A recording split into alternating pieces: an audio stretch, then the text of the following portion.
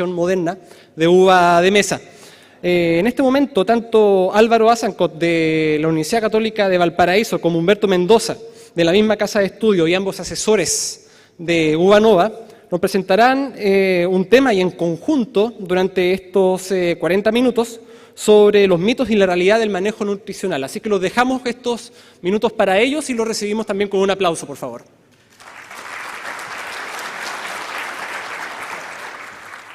Por favor.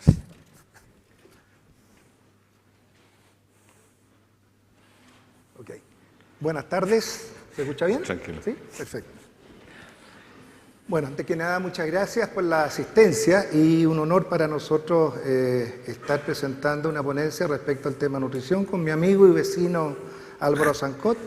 Y Álvaro va a iniciar esta presentación resumiendo lo que fue la temporada en términos de los eventos climáticos, ¿cierto?, que nos complicaron bastante la calidad, la condición de la fruta. Por lo tanto, vamos a dar inicio inmediatamente a la presentación. Antes de eso, maestro, nosotros nos hemos encontrado en la calle con Humberto, en la calle me refiero en terreno, por muchos años. Y no necesariamente estamos de acuerdo en todo lo que vamos a hablar. A decir verdad en nada. Pero vamos a hacer lo posible, ¿no es cierto?, para transmitir en esta casi lamentablemente considerada ciencia oculta de la nutrición. A ver si movemos un poco las sillas, porque me imagino después del almuerzo, ¿no es cierto?, se necesita. Este ojo de Horus, que injustamente está en este triángulo que no necesariamente es virtuoso, porque es el Dios bueno, ¿no es cierto?, el Dios de la luz, en Egipto, ¿no? Nos hace, para iniciar esto, recordar esta historia, ¿no es cierto?, reciente, que fue la temporada pasada, donde se nos juntaron algunas circunstancias que llevaron al final feliz o no feliz, ¿no es cierto?, que tuvo. Entonces, indudablemente, esa presión de Ovidio, que era ya auspiciada por algunos fitopatólogos, creo que está Jaime Auger acá presente. Jaime, en invierno del año pasado me dijo, ahí en alguno de los campos de la Chile me dijo, este año el Ovidio va a venir bravo. Y así fue. Entonces empezamos a hacer algunos tratamientos intensos, ¿no es cierto? El Ovidio sí fue bravo, y no solo fue bravo en Copiapó, sino que también en esta zona. ¿Para qué vamos a hablar de lo que es botritis, ¿no es cierto?, y lo que fue posteriormente la mancha cuticular? En la acumulación de horas con humedad relativa mayores al 80% fue clarísimo y dramático lo que vivimos entre octubre y enero, lo que fue condicionando, ¿no es cierto?, incluso, como ustedes ven en esta muy buena foto de Fernando Rivero, una valla de 6 milímetros, ¿no es cierto?, con absolutamente viva. Cuestión que no vimos. Muchos de ustedes pudieron haber visto, ¿no es cierto?, en sus huertos racimos de 12, 13 milímetros, 14 milímetros, ya con infestación de botritis. Esto pasó, había una presión presente. La siguiente, por favor. Entonces, la primavera pasada, las condiciones de alto medioambiental, en conjunto con temperaturas relativamente moderadas, favorecieron una fuerte incidencia de Ovidio. Seguimos echándole la culpa, ¿no es cierto?, al clima. Algo raro en nosotros. Ovidio, decíamos que era el típico problema fungoso, ¿no es cierto?, de Copiapó, de la cuarta región, de zonas más secas. No, definitivamente, como un buen hongo, ¿no es cierto?, se maneja muy bien a humedades relativas altas. Estas condiciones climáticas estimularon el rápido crecimiento y acá hay una clave, ¿no es cierto?, en lo que fue nuestra temporada después. Este rápido crecimiento, violento crecimiento de los brotes, que fue muy ayudado también por las extraordinarias lluvias oxigenadoras, ¿no es cierto?, que tuvimos en invierno, dejaron tejidos suculentos y canopias muy densas, hojas más grandes que un manejo de canopia normal o estándar no fue suficiente para ventilar lo que tenía que ventilar. O sea, los que hicieron lo mismo que habían hecho el año anterior, lo más probable es que tuvieron más problemas. Entonces, hubo una expresión vegetativa exacerbada y no solo el problema fue el déficit de ventilación que tuvimos en nuestros huertos, sino que también el hambre de cationes. Porque lo que pasó con estos brotes fue que desnutrió el racimo. No fue casualidad que nuestra fruta fuera más liviana y más difícil de terminar que otros años. Y esta fue la razón: crecimientos violentos de los brotes con un uso, ¿no es cierto?, de los cationes o de las sales que estamos metiendo en el sistema para los brotes y no así para el racimo. Si miramos este seguimiento nutricional, bueno, esto es más o menos lo mínimo que uno deberá hacer. Unos 5, 6 análisis foliares al año, ver qué está pasando con nuestras raíces, qué estamos absorbiendo realmente, porque así nos podemos dar cuenta de lo que está pasando y en nuestro suelo. Porque muchos de ustedes deben tener clarísimo lo que tienen en sus bodegas, en términos de pesticidas, ¿no es cierto?, fertilizantes, pero descuidamos la bodega más grande que tenemos en nuestros campos, que son nuestros suelos, y no tenemos muchas veces idea de lo que está pasando ahí. El seguimiento nutricional nos va a dar las herramientas, ¿no es cierto?, para decir, por ejemplo, ¿qué nos está pasando con el potasio?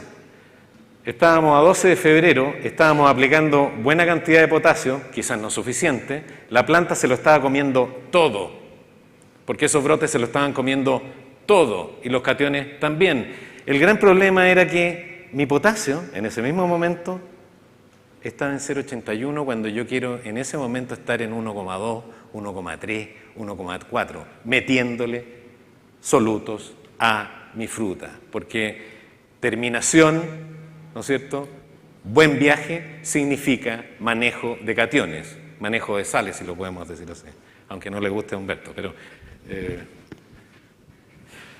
la siguiente. ¿Y por qué digo 5 o 6 análisis foliares? Porque estamos en un sistema dinámico, esto cambia. Cuando hago un análisis, y me siento súper orgulloso porque hice un análisis foliar en flor, lo que estoy haciendo es sacar una foto, y lo que yo necesito es la película. Por lo tanto, la foto no es suficiente. Lo que necesito es un número determinado de fotos para que me vaya diciendo si es que estamos o no, si es que voy hacia arriba, si es que voy hacia abajo, si es que vamos aumentando. Esencial lo que es seguimiento nutricional, lo que es analítica. Nosotros tenemos que seguir poniéndole números duros al sistema. No ponerle números duros al sistema es riesgo, es aumentar nuestro riesgo. Y si nos vamos a algunas, después de recopilar cientos y cientos de datos, trabajo que ha hecho muy bien algunos laboratorios, tengo que mencionar a Agrichem, que ha hecho un muy buen trabajo. Yo creo que falta una recopilación, en algún momento hablamos con Carolina y Martín en un avión para algún lado, que tendríamos que hacer, juntar, ¿no es cierto?, todos nuestros estándares nutricionales y empezar a armar nuestros propios estándares. Bueno, existen brotes de pleflor, floración cuaje, pinta, post cosecha, y existen demás también. Si queremos 8 momentos, existen los 8 momentos, para todos nuestros elementos, amonio y nitratos incluidos. Ahora, ¿son válidos estos estándares? Si yo tengo 2000 cajas en Thompson, por X razón, ¿voy a usar el mismo estándar que cuando tengo 3500? Si yo tengo una Red Glove en la zona de Ovalle Bajo, ¿voy a usar el mismo estándar que una Red Glove en la cesta? Lo más probable es que no. Eso es lo que tenemos que generar. Tenemos que generar no datos, tenemos que generar información. Bueno, y en eso estamos. La siguiente. Y esto, bueno, todo lo que estoy diciendo está el debilitamiento permanente que hicimos y donde hicimos lo posible por hacerlo, ¿no es cierto?, nos llevó a tener algún tipo de problema, o varios tipos de problemas, ¿no es cierto?, en lo que era la cutícula. Correcto. Bueno, aparte del oidio, la otitis, ¿cierto? Esta temporada las Thompson se caracterizaron por la tremenda incidencia de lo que le llamamos manchas cuticulares, ¿cierto? Donde lo más importante es que tengamos claro que lo que le llamamos mancha cuticular se inicia como una microfisura. Se inicia, ¿cierto?, como una fisura que tiene un comportamiento, un carácter longitudinal y da origen a ese síntoma, o un reventón de lenticela, ¿cierto?, que da origen a esta mancha que los sudafricanos le llaman el fly spot.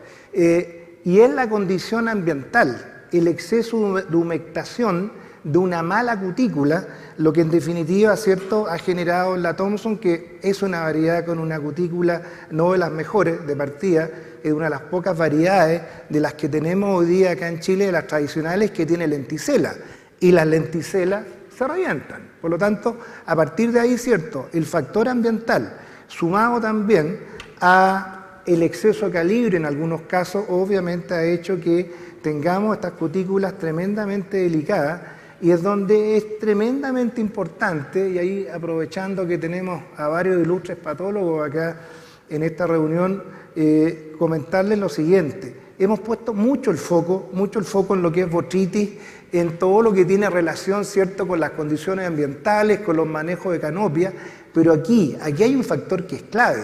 Si nosotros tenemos una cutícula mala, delgada, con muy mal arreglo en las placas de cera y cutina, muy fácil, digamos, de ser atacada y dañada, muy fácil de ser fisurada, el resultado va a ser bastante malo en términos de capacidad de esas cutículas, ¿cierto?, poder soportar un viaje e incluso permanecer sana, aunque sea con el mejor programa antibotritis. Si nosotros quisiéramos establecer cuál es el peso, la importancia de las barreras de defensa contra botritis, la primera, por cierto, que es la cutícula.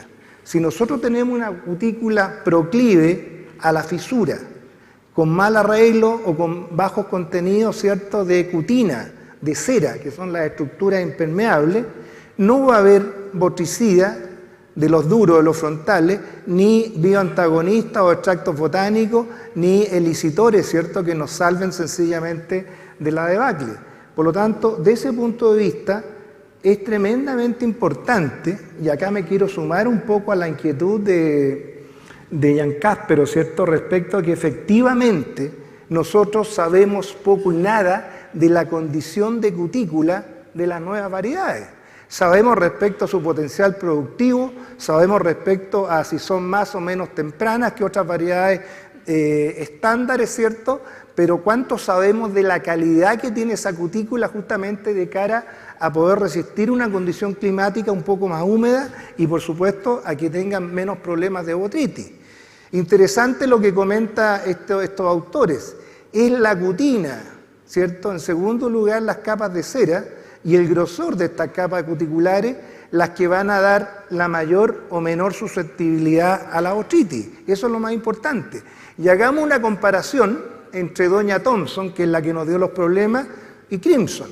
Crimson tiene prácticamente doble de grosor, digamos, en términos de depósitos de cutina, en lo que es cierto, lo que es la epidermis.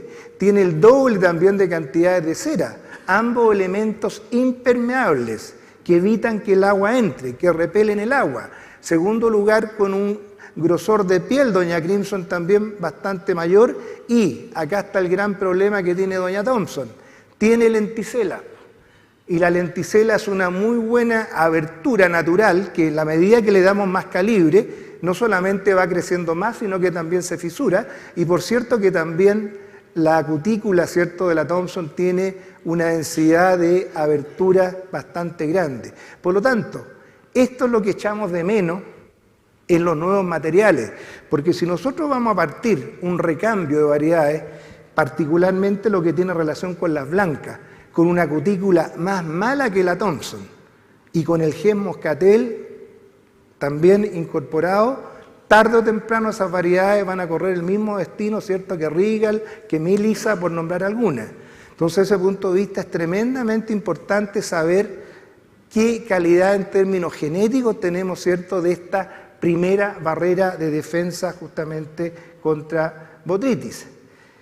Parte también de lo que vivimos la temporada pasada, la fiebre primavera, ¿cierto?, la deficiencia de potasio, donde nos llamó mucho la atención, y yo creo que ustedes lo vieron, que los parrones que estaban bajo invernadero, bajo plástico, entre comillas, más cálidos, tuvieron una mayor incidencia de fiebre primavera. Lo que estamos viendo acá, ¿cierto?, es una secuencia progresiva de deficiencia de potasio. Las fotos ya número 6 y 7 corresponden a valores de 0,6% de potasio, es decir, una deficiencia de potasio bastante intensa. ¿Y cómo explicamos, ¿cierto?, la situación que vivieron los parrones bajo plástico, ¿cierto?, y también muchos parrones que estaban en condiciones normales? Y ocurre lo siguiente. La vid, al igual que la mayoría de las especies de hoja caduca, acumulan, removilizan, retraslocan una mucho mayor cantidad de nitrógeno que de potasio. Por lo tanto, el inicio de la brotación en la temporada siguiente es con niveles extremadamente bajos de potasio reserva, y si esos brotes que estaban bajo plástico creciendo a 3, a 4 o más centímetros diarios, respecto, ¿cierto?, a un parrón que estaba al aire libre creciendo a una menor tasa, obviamente que requirieron una mayor demanda de potasio en un momento donde no hay actividad radicular.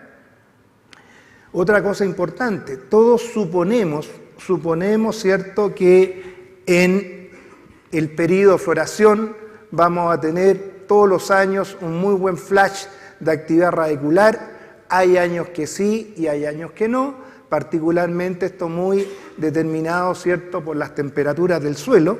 Y por cierto, independiente que esté esta actividad radicular o no, el brote va a seguir creciendo. A partir de ahí, ¿cierto?, esas son las situaciones donde normalmente estas fiebres de primavera, estas deficiencias de potasio se hacen sentir de una manera muy, muy intensa. Quisiera comentarles algo que es interesante. Hagamos lo que hagamos, siempre vamos a tener un desfase entre el inicio de activación, ¿cierto?, del crecimiento de brote y el inicio del crecimiento radicular. Este sería ya un mundo de los buenos, donde ya tenemos, ¿cierto?, antes de flor, una cierta actividad radicular y donde se genera lo que le llamamos un círculo virtuoso. ¿Por qué? Porque los ápices de los brotes, ¿cierto?, generan auxina que bajan y activan raíces, y a su vez, ¿cierto?, las raíces generan citoquininas que suben. Cuando se va dando este círculo virtuoso, obviamente que el crecimiento y la diferenciación final del brote va a ser muy buena. El problema lo vamos a tener justamente en primaveras frías, donde sencillamente podemos llegar no solamente a flor, a veces llegamos a las aplicaciones incluso de las primeras de crecimiento con giberélico, con poca o nula actividad radicular. Esa es la razón por la cual en este periodo es tremendamente importante, entre otras cosas, desde el punto de vista de la estimulación de los brotes, buscar efectos auxínicos, buscar efectos citoquinínicos, donde hay varios productos, entre ellos los extractos de algas, ¿cierto?, y donde el zinc, y ya lo vamos a ver, juega un rol muy importante, y por cierto el potasio. Un comentario respecto justamente a lo que es la famosa fiebre primavera. Efectivamente, en una situación de altas reservas de nitrógeno, altas reservas de arginina, junto a una deficiencia de potasio, por esta situación donde no hay actividad radicular, vamos a tener acá un taco de una poliamina que es muy tóxica, que se llama putrescina. Por lo tanto, como no tenemos actividad radicular, como nuestra parra no tiene una gran reserva de potasio para removilizar, lo lógico justamente como estrategia para resolver el tema es que efectivamente entonces nosotros hagamos aplicaciones de potasio. Si ya nuestros brotes tempranos logran tener del orden de 0,9 a un 1% de potasio, ¿cierto?, vamos a tener ya una disminución tremendamente importante, ¿cierto?, de putrescina, y por lo tanto el problema ya no lo vamos a tener.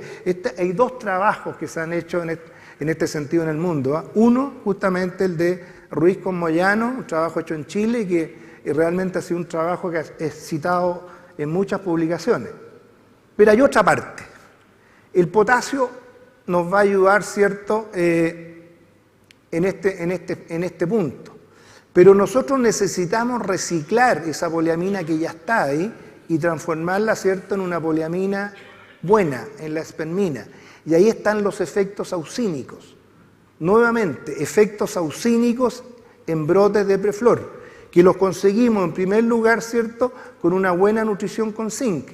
El zinc promueve justamente la síntesis de auxinas que van a activar el pool enzimático para poder reciclar, ¿cierto?, este componente nitrogenado que tiene carácter tóxico. Por lo tanto, se justifica plenamente en esas condiciones de primavera fría las aplicaciones de potasio foliar, porque no hay actividad radicular, y obviamente de zinc y productos que generen efectos auxínicos. Y para ir pasándole ya nuevamente el micrófono a mi vecino y amigo, otro dato importante, las putrecinas no solamente nos van a complicar la vida temprano en preflor, sino que justamente si llegamos a cosecha con exceso de nitrógeno, con mala metabolización del nitrógeno, también vamos a tener acumulaciones de putrescina en las bayas y parte de los problemas, ¿cierto?, de condición y de mala llegada se debe a que efectivamente estas putrecinas dañan la estabilidad de los tejidos celulares. Siempre que hay daño celular, el daño comienza en la membrana, no en la pared. Siempre ponemos el foco en la pared, el boro, el calcio. Lo más importante es, ¿cierto?, que nuestras membranas celulares sean muy estables, por lo tanto, de ese punto de vista, tenemos que reciclar rápidamente el nitrógeno que está en exceso y, por cierto, ahí el concurso del potasio y del zinc como apoyo es tremendamente importante. Nos vamos ahora derecho al nitrógeno. Vecino, coméntenos. Usted que es enemigo del nitrógeno, yo lo felicito por eso. Gracias. Comente. Me tiraron para arriba porque abajo parece que no. Bueno, estamos todos re claros que el nitrógeno es, yo diría que dentro de los nutrientes, nuestro principal problema. De los cientos y cientos de análisis foliares que vemos todos los años, en distintos lados, no solamente en Chile, probablemente en el 2% hay deficiencia de nitrógeno. Normalmente el 97% es en exceso, por X motivo, por X razón. Y quizás ese 2% fue un problema de equipo, digamos, y que tengamos siempre casi problemas con nitrógeno. Es muy difícil hacer entender a veces el no aplicar nitrógeno, el cero nitrógeno. Acá hay un par de productores que hemos dejado de aplicar 2, 3, 4 años nitrógeno. Es como que se siente mal el productor. Entonces, si no hay analítica, no hay análisis del problema, vamos a seguir teniendo estos problemas. Esto no es un problema tardío, es un problema que se determina en floración, en cuaja. Ahí estoy asegurando esto, ahí estoy asegurando terminación. Porque como decía Humberto, es muy difícil salir de este exceso de amonio rápido por floración y cuando ya las membranas están en plena formación. Tengo que ocuparme temprano del problema. En Copiapó, acá hay varios amigos copiapinos, la solución era re fácil. Aplica tarde la cianamida. Y te vaya a olvidar de los problemas de Ramsey con excesos de raleo, por ejemplo. Aplica la tarde. Estamos hablando después del 25 de julio. Y ahí se acaban los problemas. Bueno, son manejos que sabemos perfectamente lo que nos está produciendo el exceso de nitrógeno, esa fiebre de primavera, sobre raleos de racimo por excesos de amonio, ¿no es cierto? Y el palo negro y bayas de L, que yo diría que o evidentes o no evidentes, están en muchos de nuestros parrones siempre presentes. La terminación lenta es un palo negro encubierto un poco, ¿no? Y vemos acá, esto es antes del 18 y después del 18, ¿no?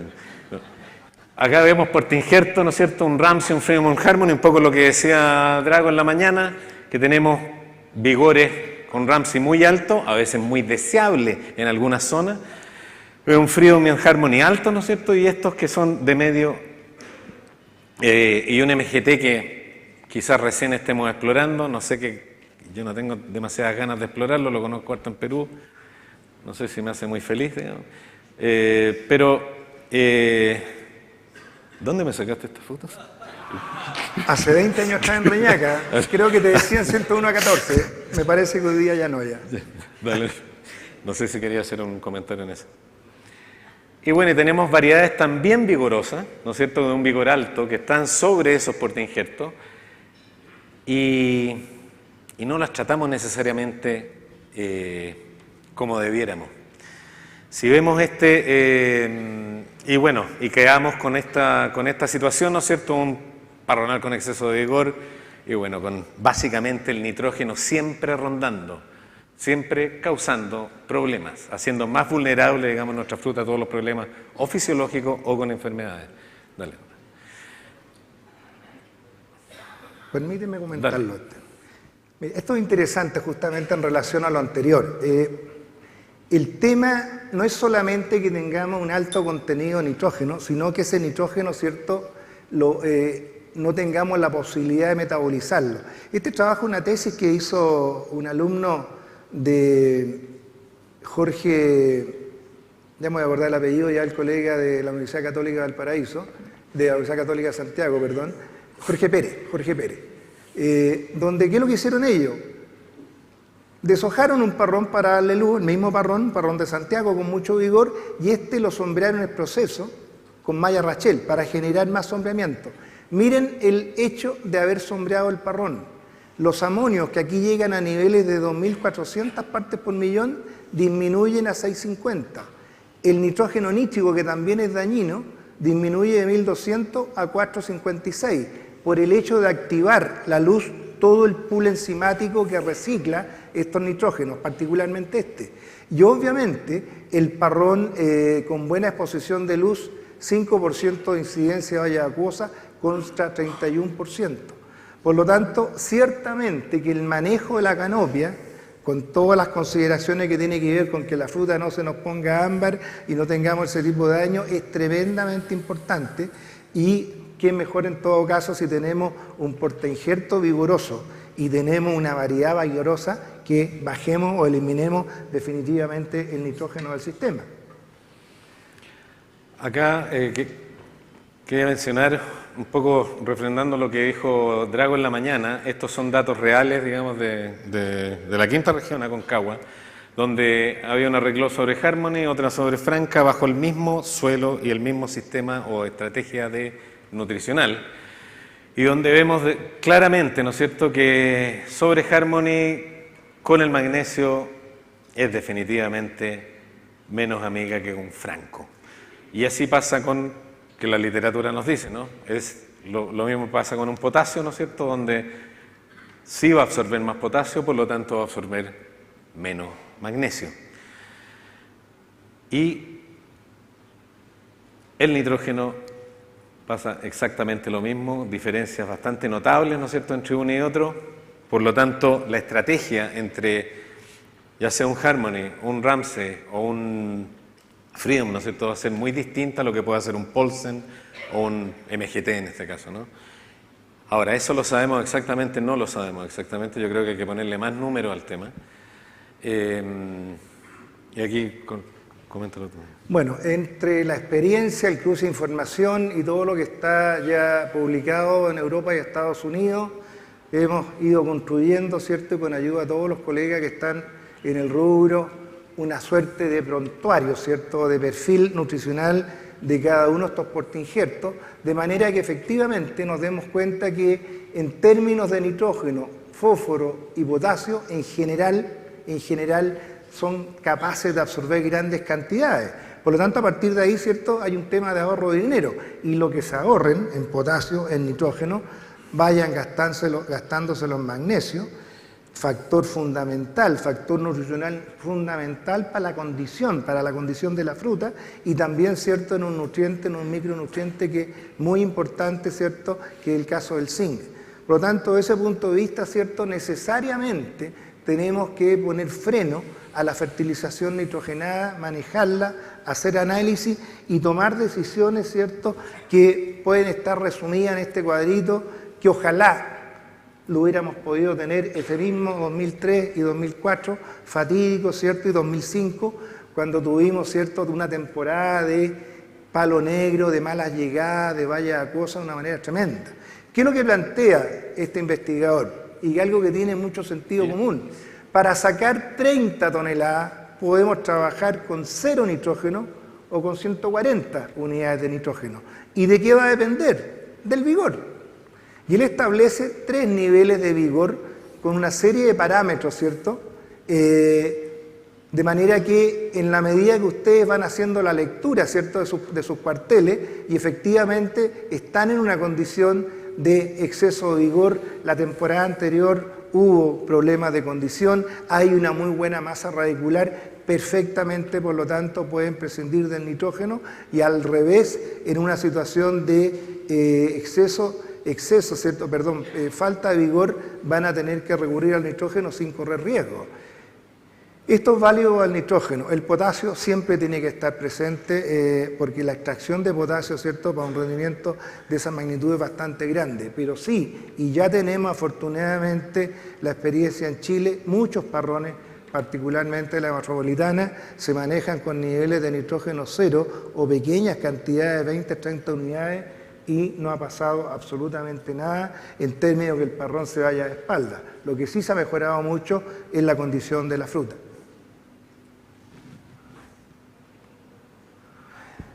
Calcio. Vamos a entrar al calcio, nos quedan pocos minutos. Bien. Aquí sí que hay mitología egipcia, griega y de todo tipo, partiendo por el hecho de que en mi dilatada trayectoria, viendo parrones y otras cosas, nunca he encontrado un viñedo, ni parrón de uva vinífera, ni de mesa, ¿cierto?, con deficiencia de calcio. Incluso los viñedos que están ya cercanos a Mulchen y algunos que están un poquito más lejos. Si ustedes llegan a encontrar algún viñedo o parrón con deficiencia de calcio, avísenme porque me falta esa foto. Y siempre me preguntan en las clases los alumnos cómo es la deficiencia de calcio y no sé qué decirle. Del resto de los nutrientes sí, uno efectivamente se encuentra con síntomas de deficiencia todas las temporadas. ¿Dónde está la paradoja acá? Si ustedes hacen un seguimiento nutricional desde que brota el parrón hasta que las hojas caen al suelo, va a haber un continuo de acumulación de calcio. Comentarles que la hoja es feliz con 1.2, 1,5. Por lo tanto, todo ese calcio en exceso que absorbe es calcio que se va a acumular como oxalato de calcio en los tejidos. Pero si en ese parrón tuviéramos crecimiento de uva, y en este caso fue un estudio que hicimos en una flame que se fertilizó con nitrato de calcio, que se regó con aguas con altos contenidos de calcio y que se le hicieron las clásicas aplicaciones de calcio foliar. Y fíjense, en el transcurso, ¿cierto?, desde que cuajaron las bayas, que parten con 0,3 de calcio, llegan a pinta con 0,2 y terminan con 0,07. Entonces la pregunta es, ¿realmente hay deficiencia de calcio? ¿Hay bajos niveles de calcio en nuestras aguas o en el suelo? ¿Hay deficiencia de calcio en el follaje? No. Lo que no tenemos claro o no hemos sabido manejar y entender es cómo opera el mecanismo para poder ingresar calcio a la baya. Y otro comentario adicional, el raquis que sostiene a esas bayas siempre tiene 10 veces más calcio que la baya. Por lo tanto, el tema tiene que ver justamente con una anomalía en los haces vasculares de la baya a nivel, ¿cierto?, del pedicelo, que impide, ¿cierto?, rápidamente por colapso que el calcio vaya penetrando. El periodo de penetración de calcio vía xilema, vía endógena, ¿cierto?, es extremadamente corto y por lo tanto, ¿cierto?, lo que deberíamos nosotros intentar, por un lado, entender y manejar a nivel de campo es que justamente necesitamos promover el mecanismo que permita que no solamente el tejido subcuticular, sino que la valla completa, toda la pulpa, pueda aumentar su contenido de calcio, ¿cierto?, para conseguir una mejor condición. En este estudio que se presentó en la Universidad de Davis en un seminario, miren lo que hicieron. Aplicaciones crecientes de calcio hasta el 2% en 1500 litros de agua es una cantidad de calcio que yo creo que nadie la ha echado. Aplicaciones, ¿cierto?, hechas entre cuaje y pinta. Veamos qué pasó, cuál fue el destino de ese calcio. Ahí quedó en la parte cuticular. Penetración de calcio en la pulpa, prácticamente nada. Y con esto quiero terminar y te paso los comentarios finales del calcio. Tenemos que fomentar el desarrollo del xilema. Y para fomentar el desarrollo del xilema, los efectos auxínicos y detrás de él el zinc son fundamentales justamente para poder desarrollar estos vasos vasculares y no solamente desarrollarlos, sino que lignificarlos para que sean estables. El mecanismo justamente de penetración del calcio está muy relacionado con los contenidos de auxina y fíjense lo que acontece en una valla de uva. Desde que cuaja hasta la pinta hay una caída en los niveles de ácido indolacético, por lo tanto necesitamos, ¿cierto?, generar efectos auxínicos y eso explica que la nutrición con zinc no solamente tiene que ser durante los brotes en preflor, sino que tiene que ser prácticamente hasta pinta para poder tener justamente ese efecto auxínico que vaya operando. Y con esto quiero terminar para dejarle la palabra a mi amigo y vecino. Tini Dupré hace bastante tiempo atrás ya nos señaló, el zinc no es solamente para corregir una deficiencia, sino que el zinc es justamente para generar en el parrón síntesis de auxinas y para que éstas, ¿cierto?, nos permitan un mejor movimiento, una mejor entrada de calcio a las vallas y a partir de ahí sacarnos de encima problemas que todas las temporadas, unas más, otras menos, nos van afectando. Última, don Álvaro, zinc va a comer el parrón en brotación, en crecimiento de valla e incluso en post cosecha. Al menos hasta acá deberíamos tener aplicaciones, ¿cierto?, foliares de zinc para tener ese efecto auxínico en forma permanente. ¿Cuánto zinc aplicar? ¿Cuánto extrae un parrón? 250 gramos de zinc, un parrón de 3.500 cajas por hectárea, trabajo de Vital en uso. Transfórmenlo eso en el mejor fertilizante foliar y es barato, no van a ser más de 20, 30 dólares. Lo importante es que esas aplicaciones vayan siendo parcializadas y que cubran todo el periodo justamente hasta la pinta, de manera de que tengamos el efecto auxínico en forma permanente. Le dejo todos los minutos, vecinos, que quedan dos. No, terminando el comentario sobre el calcio, yo creo que todos los estudios normalmente están midiendo desde cuaja en adelante y yo creo que hay que ir más atrás. Nosotros estamos definiendo la cantidad de calcio en esas vallas cuando definimos la cantidad de calcio en el raqui, preflor. Y ahí yo creo que es un momento súper importante en términos de ir elevando, ¿no es cierto?, el pool de calcio de esa hoja que es el racimo cuando está en la preflor y asegurarnos que al menos en la preflor tengamos un 1,5%. Cuando estamos en fruticultura de alta producción, no podemos fijarnos en el límite inferior del intervalo. O sea, nosotros tenemos que estar apuntando arriba. Por lo tanto, muchas veces el 1,5% no es suficiente. Es como cuando nos dicen que el potasio, el 1,2 es el adecuado, falso. O sea, en prepinta tengo que llegar a 1,5, 1,7 para que en pinta, después de la gran extracción que hace la fruta, llegue a 1,2 y no esté en deficiencia permanente. Eso va a cambiar un poquito el sistema. Y creo que tengo 1 minuto.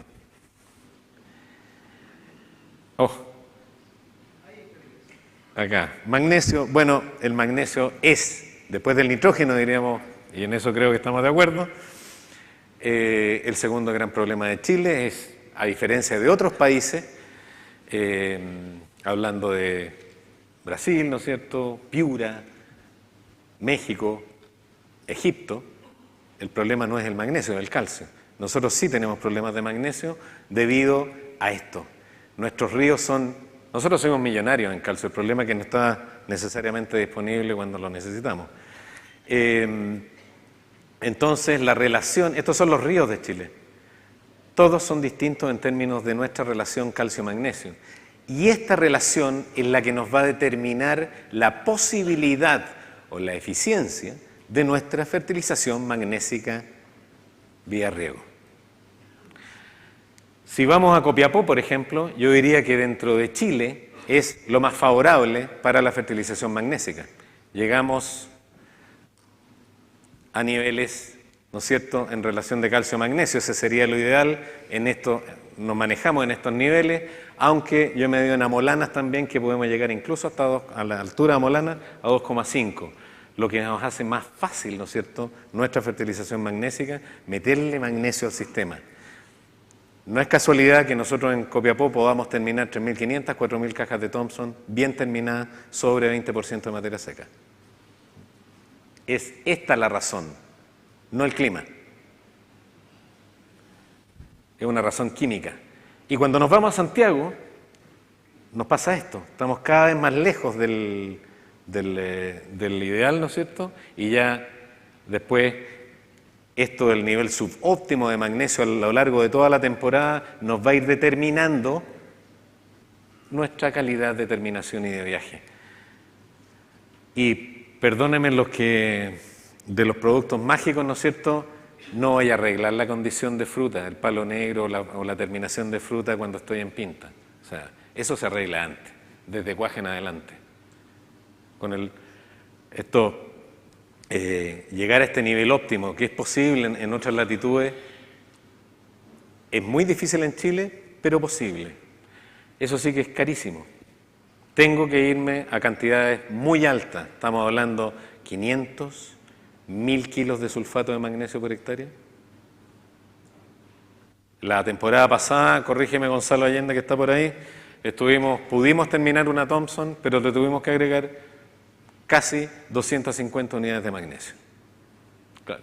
Bueno, para terminar, ¿no es cierto?, nos vamos a saltar esta, y estamos claros que siempre cuando tenemos asociado, ¿no es cierto?, el palo negro, la mala terminación, hay un 40% menos de magnesio y un 20% menos de calcio, cationes tremendamente importantes en nuestra estrategia.